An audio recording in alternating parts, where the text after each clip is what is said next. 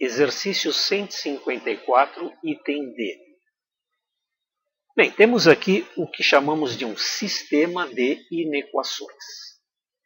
Veja bem, na realidade nós temos três inequações independentes. O que nós queremos é o conjunto dos valores de x que satisfaçam as três inequações. Eu quero os valores de x que satisfaçam a primeira e a segunda e a terceira. Então, o que vamos fazer é resolver cada inequação separadamente. Teremos, então, conjunto solução S1, S2 e S3. E depois, para acharmos os valores que satisfazem as três inequações, faremos, então, a intersecção, buscando, então, os valores de x comuns que satisfazem as três inequações. Muitas vezes os alunos confundem a intersecção com o quadro de sinais. Vejam bem, o quadro de sinais nós apenas fazemos quando eu tenho uma inequação produto ou uma inequação fracionária.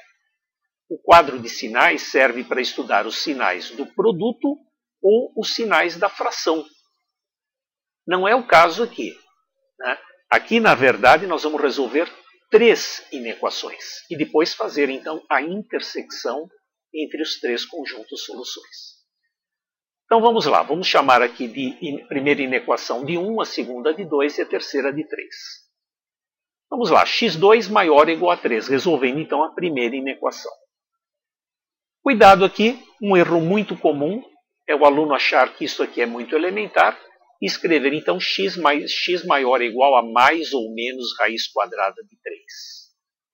Vejam, isso não tem o menor sentido. O que eu tenho que fazer é jogar o 3 lá para o primeiro membro e estudar isso como uma função polinomial do segundo grau. Eu tenho que estudar os sinais da função polinomial do segundo grau. Não há como resolver uma inequação do segundo grau diretamente. Muito bom. Então, para estudar os sinais, eu tenho que igualar a zero. Aí sim, né? Passo o 3 para o segundo membro. E tenho então que as raízes são menos raiz de 3 e mais raiz de 3. Colocando aqui no eixo x as raízes, para x igual a menos raiz de 3 ou x igual a raiz de 3, eu sei que o y é igual a zero. O gráfico desta função y igual a x2 menos 3 é uma parábola. O a é positivo, portanto concavidade voltada para cima. E já colocando então os sinais. Y é negativo no intervalo das raízes e o y é positivo fora do intervalo das raízes. Como eu quero aqui que o y seja maior ou igual a zero, então eu tenho aqui fora do intervalo das raízes, incluindo aqui as duas extremidades. E já tenho, portanto, aqui o conjunto solução da primeira inequação. Observem que eu não apenas estudei os sinais, mas eu já dei o conjunto solução da primeira inequação. Vamos agora resolver a segunda inequação. A segunda inequação é uma inequação do primeiro grau. Né? Então, eu posso ali eliminar os parênteses, jogar aqui o 10x para o primeiro membro, o 8 e o 3 para o segundo membro. E essa inequação, se eu quiser, eu posso estudar os sinais de uma função do primeiro grau. Jogando tudo para cá, chamando de y, né? Fazendo gráfico, etc. Mas uma inequação do primeiro grau eu posso resolvê-la diretamente. Neste caso eu tenho menos 4x menor ou igual a 5. Cuidado aqui, multiplicando os dois membros por menos 1, vai inverter aqui a desigualdade, né? Menor ou igual passou a ser maior ou igual. Portanto, x maior ou igual a menos 5 quartos já é então o conjunto solução dessa inequação. X pertence a R, tal que x é maior ou igual a menos 5 quartos. Bom, resta-nos agora resolver a terceira inequação. Então, eu vou copiá-la lá na página. Eu vou eliminar os parênteses lá no segundo membro. Vou jogar tudo aqui para o primeiro membro, né? E já reunir os termos semelhantes.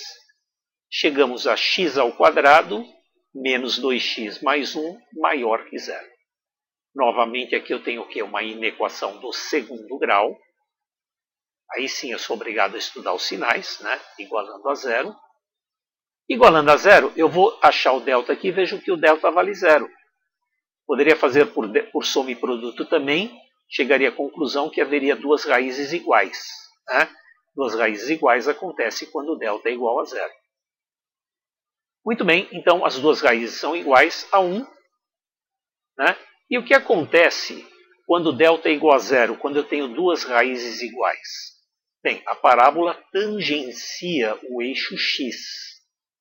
A concavidade dela é voltada para cima, porque o a vale 1, ele é positivo. Então eu tenho lá concavidade voltada para cima e a parábola tangenciando o eixo x. Reparem aqui que o y é sempre positivo, exceto para x igual a 1, onde ele vale zero. Pronto, então temos aqui o conjunto solução, né? Como eu quero que o y seja positivo, o y é positivo para qualquer valor de x, com exceção de x igual a 1. Então tenho aqui o conjunto S3 da minha inequação. Agora sim, para acharmos a intersecção, eu vou fazer aqui um esquema prático. Eu vou colocar todos os valores, apenas por questão de praticidade. Eu vou escrever todos os valores importantes aqui, encontrados nas três inequações. Para a primeira inequação, menos raiz de 3 e mais raiz de 3. Para a segunda inequação, menos 5 quartos. E para a terceira inequação, o valor 1. A solução da primeira inequação está lá na página anterior. Era x menor ou igual a menos raiz de 3 ou x maior ou igual a raiz de 3. Vejam que aqui, diferente do quadro de sinais, eu não vou copiar aqui os sinais. O que eu vou fazer é aqui desenhar os três conjuntos soluções. Veja, aqui é um eixo x também, aqui também é um eixo x e aqui o eixo x da terceira inequação. Né? Então aqui eu tenho o conjunto solução da primeira inequação. Segunda inequação eu tinha x menor ou igual a menos 5 quartos, maior ou igual a menos 5 quartos. Então está aqui o conjunto solução da segunda inequação. E copiando agora o conjunto solução da terceira inequação. S3, né, qualquer x, exceto x igual a 1, bola vazia aqui. Pronto, agora eu tenho que encontrar os valores que satisfazem as três inequações. Eu tenho que, então, encontrar a intersecção desses três intervalos, do primeiro, do segundo e do terceiro.